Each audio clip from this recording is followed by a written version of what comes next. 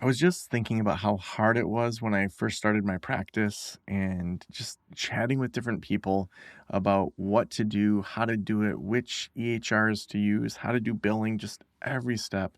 I just remember it being really hard for me, and I'm not sure if you feel that way, but we've put together a whole community to help you really get to the next level of your practice. So whether you're in solo, starting a group, or already have a group, to me, just being around other people, getting access to ongoing information, that's really the way that you get to that next level. I wish I had had what we have over at practiceofthepractice.com/memberships. Over there, you're going to see just an outline of exactly how we can help you with having a sustainable solo practice, launching a group practice, or having a sustainable group practice. And you can explore all the tracks over there. You can watch some videos, see what some people have said, how they've really just grown at a different level. But for the cost of one counseling session, you can get major support for getting to that next level. And we do a 90-day money-back guarantee. If your practice is not thriving in 90 days, we'll give you all your money back. So again, that's practiceofthepractice.com/memberships.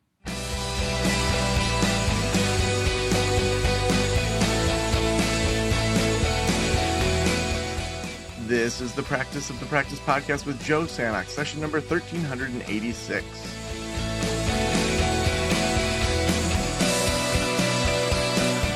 I'm Joe Sanok, your host, and welcome to the Practice of the Practice podcast, where we help you build a thriving private practice that you absolutely love. We want you to have both sides of it. We want you to thrive. We want you to be doing well. We want you to make good decisions in your business, but we also want you to love it. We want you to feel like what you're putting into the world is improving the world, is growing the world, is pushing back in maybe the way that you want to push back.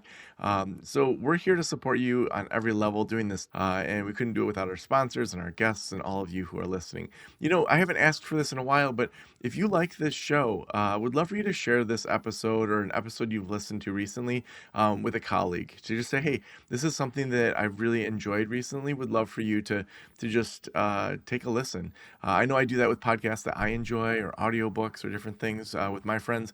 If you're enjoying this show, would love for you to share it with someone that would trust you. I am so excited today. I have Kabir Nath with me. Kabir joined Compass Pathways as Chief Executive Officer in August 2022. Kabir is a purpose-driven leader with a strong personal connection to the challenges of serious mental illness and to Compass's mission. And with more than 30 years of biopharmaceutical and medical technology experience, Kabir has shaped strategy and delivered results in complex, challenging business environments at the country, regional, and global levels. He's lived and worked in several countries across Europe, Asia, as well as the U.S. Kabir, welcome to the Practice of the Practice podcast. Thanks so much, Joe. It's a pleasure to be here. Yeah, I am so excited to talk about treatment-resistant depression and psilocybin being used with that. It's really funny how sometimes things just line up. The previous interview that I did right before this was all about kind of big picture psychedelic discussion and therapy. And so we didn't even plan it that way. But make sure those of you that are interested in this, go back to episode 1384 with Kate Kincaid. She's a therapist in the Southwest that talked primarily about ketamine therapy, but then also gave a great kind of big picture on all psychedelics being used in therapy. So without even planning a series, here we go. So Great. Kabir, let's start with treatment-resistant depression. Like, what does that look like? What are you guys seeing in clinical trials and kind of the types of people that have treatment-resistant depression? Yeah, so treatment-resistant depression is a regulatory definition, if you like, which means people who have been failed by at least 2 treatments in their current episode of depression. And that needs to be, they've tried them for 8 or 10 weeks if it's an SSRI or whatever. So it's a pretty strict definition. But in practice, what we see in our trials is these are people with chronic refractory depression. Typically, they have had depression for decades. They've had multiple episodes. And in fact, the current episode is lasting something between 3 and 4 years on average when they actually come into our trials. And so even in this current episode, they've tried a couple of different things. In practice, you see lifetime history. They've been exposed to many, many different medicines, often therapy as well. Some will have tried ketamine, some will have tried TMS and so on. But they're really at the point where nothing very much is working. So they're patients who have clearly higher comorbidities than patients with MDD, patients who are sadly at higher risk of suicide, suicidal ideation, suicide attempts than patients with MDD. So it's really what we're seeing is people with chronic refractory depression. Now, so take me through kind of what the studies look like that you guys are looking at. It's been a while since I was in grad school, so it's nice to kind of hear the study and research and all of that. Yeah, so Compass has developed a proprietary synthetic formulation of psilocybin called COMP360. And what we have is a single 25 milligram capsule. We've now completed 3 studies. Well, completed the first phase 2 study a few years ago. We're currently in the final stages of 2 phase 3 trials. And what have we shown in those? We have shown that a single administration of this dose of COMP360 actually can produce profound effects on depression symptoms in a percentage of patients. How have we shown that? We've done these studies in good clinical study fashion by comparing against something. In the phase 2 and one of the phase 3s, that's comparing against a very low dose of psilocybin or an intermediate dose of psilocybin.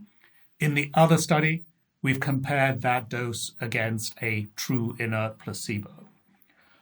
The 25 milligrams, it's hard to equate it to a kind of a natural product amount, but essentially for most patients, this is roughly a 6-hour intense subjective psychedelic experience. And so what we're showing in our studies is that after just 1 or perhaps 2 in some cases of those sessions, at least a quarter of patients have a profound clinically meaningful response in terms of their depression symptoms. So let's take a step back for a second. Today, as you know, for treatment-resistant depression, other than ketamine or esketamine, there is really nothing that's actively used. Certainly from a indicated FDA-approved drug, there is only esketamine. And as we know with esketamine, that while it can have dramatic effects, it requires repeated administrations. 2 times a week to begin with, through the induction phase for 4 weeks, and thereafter pretty regularly. What we're suggesting is that just 1 administration and maybe a second between 3 and let's say 10 weeks later, you can have a similar profound effect on depression symptoms. What we're studying, and I think this is important, we'll explore this more, is because psilocybin generates this really inner directed experience, we're not accompanying the actual psilocybin experience with therapy. So the psilocybin experience itself is inner directed, somebody present to monitor for safety. But we fully understand that thereafter, for people to continue to make sense of and to continue to build on whatever happened in that experience, most patients will benefit from therapy thereafter. But from our perspective in trying to get a psilocybin approval through the FDA, we're focused on the effects of the drug itself. And I think that's an important distinction that we can tease out more. Yeah, so I mean, a lot of psychedelic-assisted therapists will talk about the preparation and then the experience and then the integration. Is what I'm hearing that you're just focusing on the intervention of the psilocybin, not the preparation or the integration afterwards as part of the study? So preparation, absolutely. And by preparation, though, in a study context, that's making sure that somebody is aware of what they're going to experience. Yes, so that's absolutely critical, that somebody knows what they're going to experience. It's also important that we make sure that somebody who, for whatever reason, whether it's active suicidality or psychosis, is not actually allowed into the trials, because that's important. So we would say that preparation is important, but again, it's not direction setting. It's preparing them for what the experience might entail and how to be comfortable in it. And similarly, in our trial context, there is a follow-up, absolutely, for safety. I don't know that we would call it integration. We would call it follow-up. But again, that the person who was there present during the experience has a check-in with the patient from a safety perspective and so on. But again, we fully recognize that ongoing, both before and after, a therapeutic alliance may well be of value to patients. And I think a couple of things here. First, it is the nature of the psilocybin experience itself, which I think is important. The second, the FDA does not regulate therapy. The FDA regards therapy as practice that should be for the therapist to choose and so on.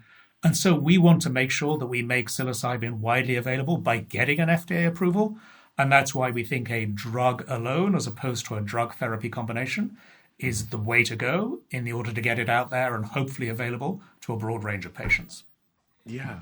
I mean, in some ways, it's like the model we've set up of having the FDA only regulate drugs forces this approach, even if that approach isn't necessarily what most therapists or most, indigenous knowledge or whatever are saying. Like, it should be this fully integrated approach. It feels like it's obviously helping, but then also it's sort of then probably leaving it up to the patient to figure out with their therapist what those extra steps are. Yeah, and I think that's fair. And I would say it's two things. I think that's the FDA, but also, we ultimately are a pharmaceutical company. We're a drug company, and I don't think you want drug companies telling you how to practice therapy. Sure. No, I think that's fair. Now, I know one thing in the kind of psychedelic therapy space, set and setting, your mindset and the setting that you're in your preparation with your people in the research study, how are you preparing them in those ways? And it sounds like maybe in some ways it's like just letting them know what the experience is. Is the setting a very medical setting, or is it a cool, chill kind of with beanbag setting? Like, I mean, and how do you factor that out from then kind of impacting the way the research is done too? Yeah, so it's a great question. So, to your point, what we have tried to do is standardize everything except the intervention with the drug itself. So, in our clinical trial settings, we do insist it's a comfortably furnished room with a couch. We actually have a standard playlist, which we use as well. And this again is because, exactly as you did earlier, Joe, we need to distinguish between what you need to do in a clinical trial to get an approval and what may happen in the real world. And what we tried to do was isolate all other factors. Similarly, we deliver very intensive training to the therapists who are in the room during the studies to ensure that they're doing the same things consistently, responding to cues from the patients in the same way, and so on. Because for us to make psilocybin widely available, we need to persuade the FDA that it is essentially the drug that is doing the work. So yes, I mean, we clearly acknowledge the importance of set and setting. We hope and believe that the results we are demonstrating, testify to the fact that we've got that kind of container right.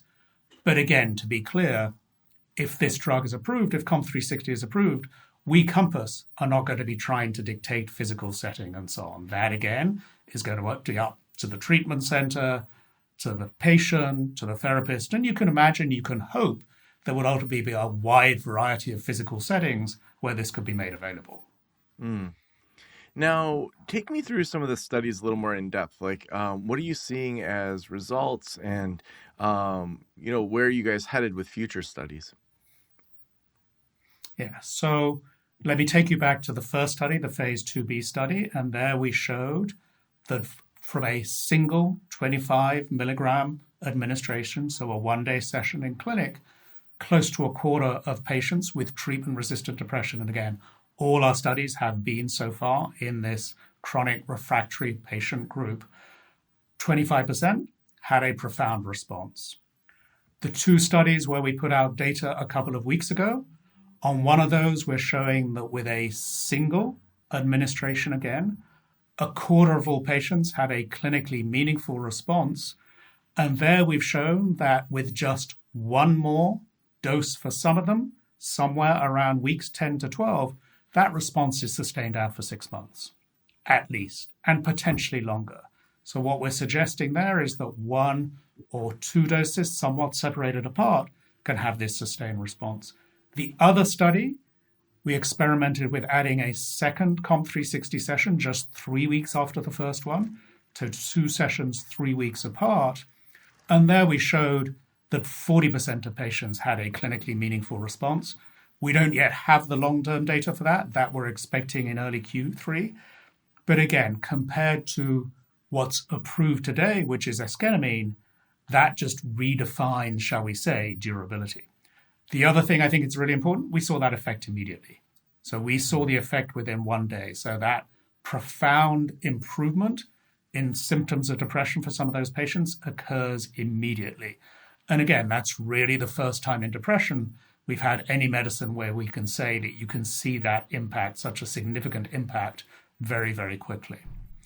What's also important to say, yes, the day itself is an intense day. We see some levels of headache and nausea and fatigue around the day itself, which will not surprise people. That resolves overwhelmingly on the day itself or by the second day. So those really are transient effects on the day of administration itself. So generally safe, well tolerated. Yeah.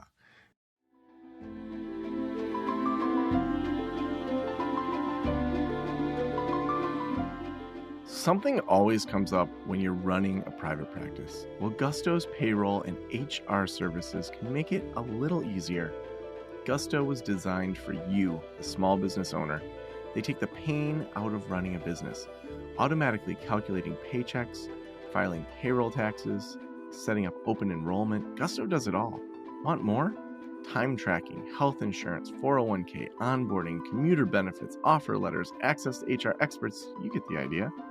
With Gusto, you can focus on the joy of running your business. It's super easy to set up and get started.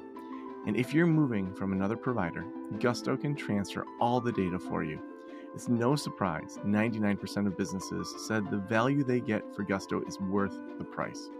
And here's the best part. Because you're a listener, you get 3 months totally free.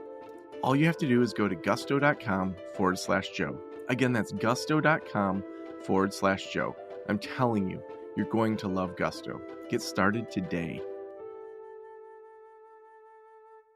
So, what stories have you heard from, and maybe because you guys are going more macro research and maybe you aren't following the individual kind of qualitative stories, but are there any qualitative stories of people that have gone through these that have had profound shifts? Absolutely, and we are. And I should add, not as while our primary focus is on treatment-resistant depression, we've also done a small study in PTSD, and we're actually about to launch a much bigger study in PTSD. And on the PTSD study in particular, we actually have very in-depth qualitative summaries from the patients who participated in that. So yes, what we are hearing is what you will hear typically of people who have had significant experiences with psychedelics, among the most important experiences of their lives, highly transformative, and in ways that people talk about getting their lives back as well, not just kind of a remission or a significant improvement in depression symptoms, but also ways of actually thinking differently about their lives, about whole aspects of their lives. And I think while we're obviously trying to get an FDA regulatory approval in treatment-resistant depression, I think everyone who works with these agents understands that there is transdiagnostic potential, yes.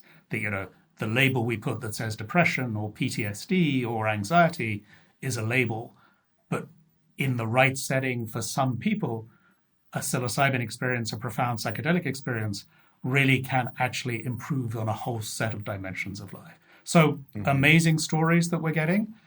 It's not a cure. It doesn't work for everyone. Some people have a profound experience but need more time to work through it.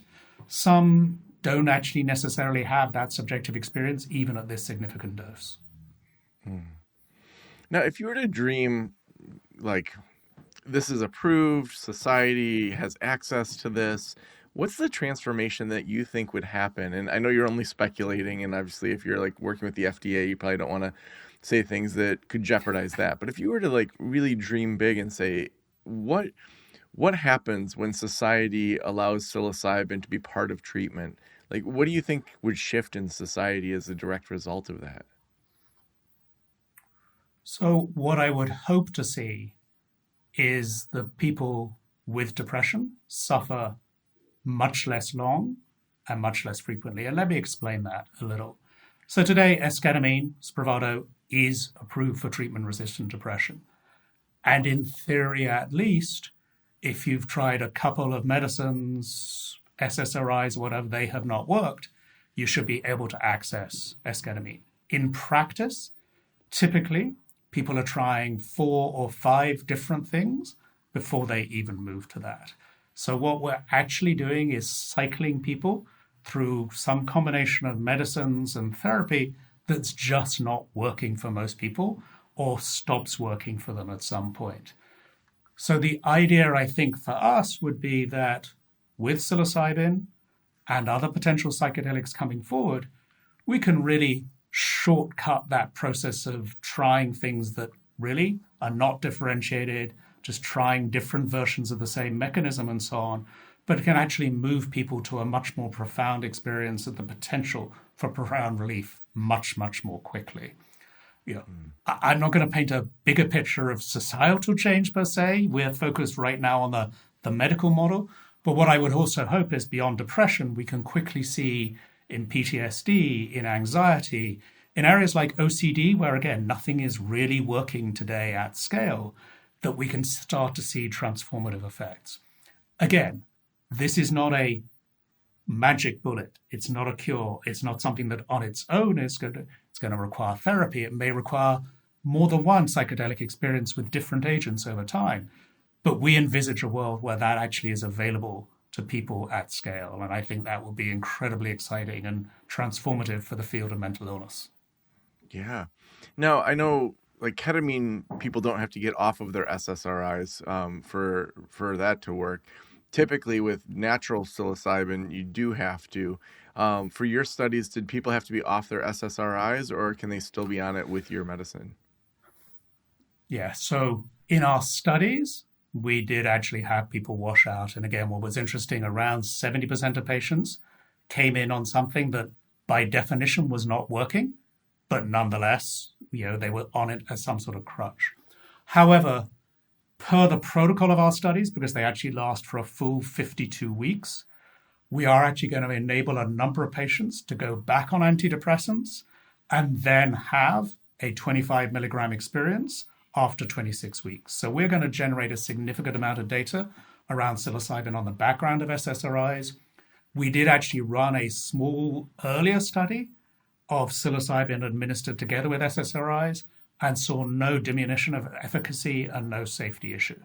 So we're actually confident as we negotiate with the FDA that we'll end up with a label that says it can be used either monotherapy or adjunct at patient and physician's choice, because we recognize that washing out is not something people lightly want to undertake.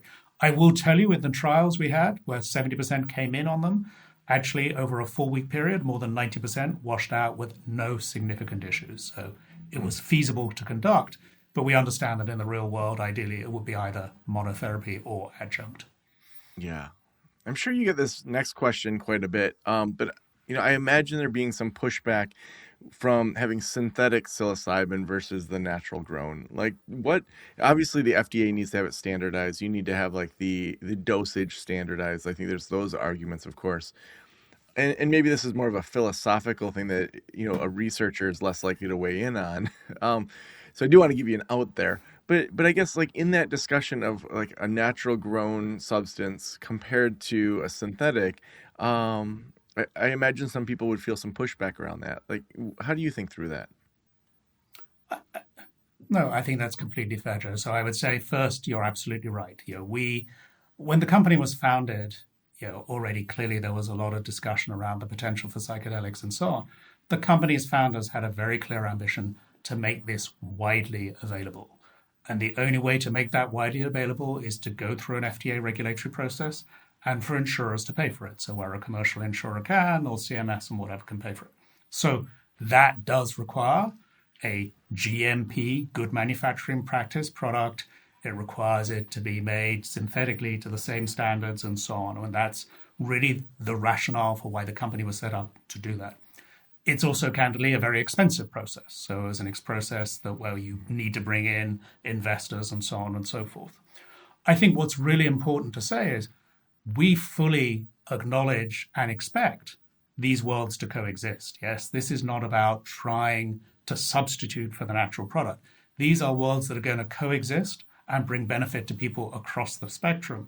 But we've focused on serious mental illnesses where there are 3 to 4 million people already diagnosed with treatment-resistant depression within today's healthcare system.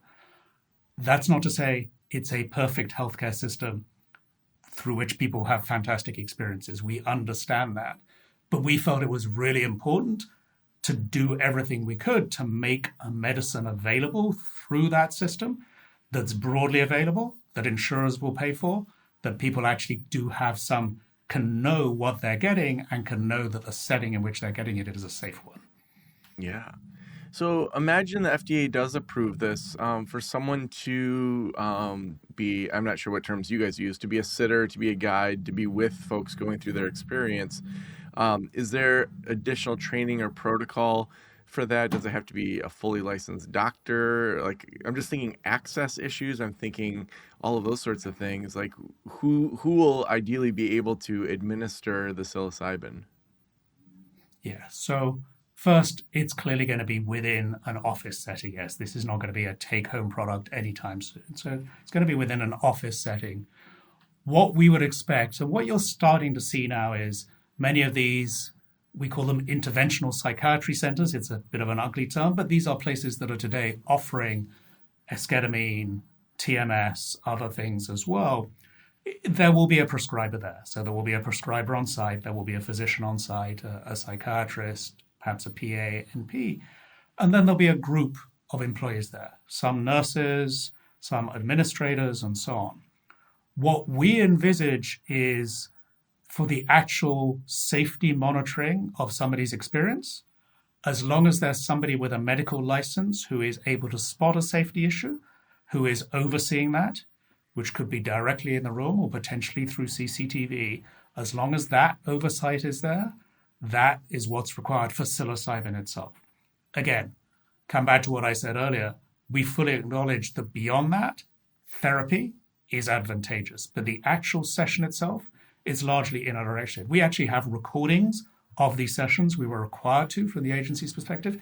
80% of it is silent. 80% of it, there is actually no interaction. Psilocybin is this inner-directed experience, patients listening to music with eye shades and so on. So we think, the infrastructure already exists. That's the infrastructure that already exists for esketamine. There are 7,000 centers already offering esketamine. So I think we would envisage that those centers can offer it with this network of staff. Training clearly will be important. It'll be part of the FDA requirements. There will be a so-called REMS, a risk evaluation and mitigation strategy. Some training will be required. And clearly one of the things we're thinking a lot about as we move towards a potential launch is how to ensure that appropriate training is delivered. People understand both the benefits, but the safety side of this. And that's something we're going to be working on very assiduously in the next few months. It's exciting. Kabir, if every private practitioner in the world were listening right now, what would you want them to know? I would want them to know that I believe we're on the cusp of making psilocybin, with its thousands of years of experience, available as another really powerful tool for patients suffering from serious mental illnesses. And we are delighted to work with the practice community to make that available and to integrate it into patients' journeys. So amazing. Thank you for all the work that you do. If people want to follow this journey, where should we send them? Compass Pathways has a website, so please follow us there. And people should feel free to follow me on LinkedIn as well. Awesome. We'll put both those links in the show notes. Thanks so much for being on the show today.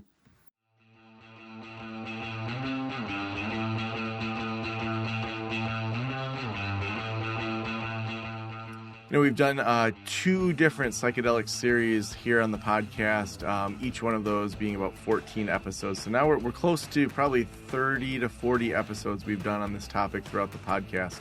So if you are interested, feel free to comb through those. If you just type in psychedelics on Practice of the Practice in the search, it'll bring up all of those podcasts. The most recent one we did was in the spring of 2025. So go back, check those out. And if you're interested, we have so many episodes.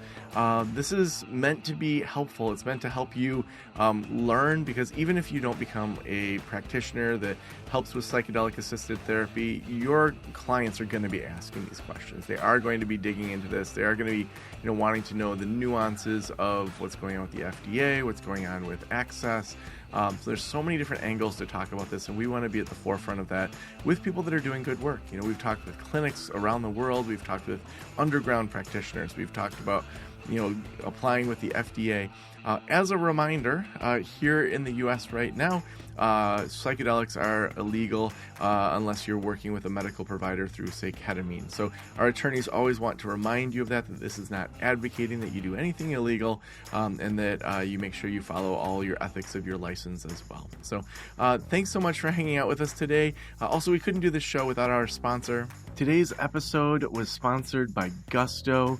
Gusto is who we use for our payroll solutions. I absolutely love it because it helps do all the taxes and file everything, and I don't have to worry about having a whole accounting team or bookkeeping team that's doing that payroll.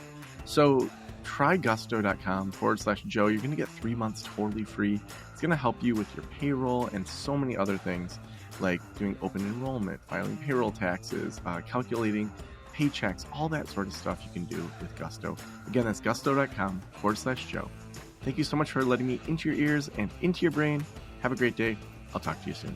Special thanks to the band Silence is Sexy for that intro music, and this podcast is designed to provide accurate and authoritative information in regard to the subject matter covered.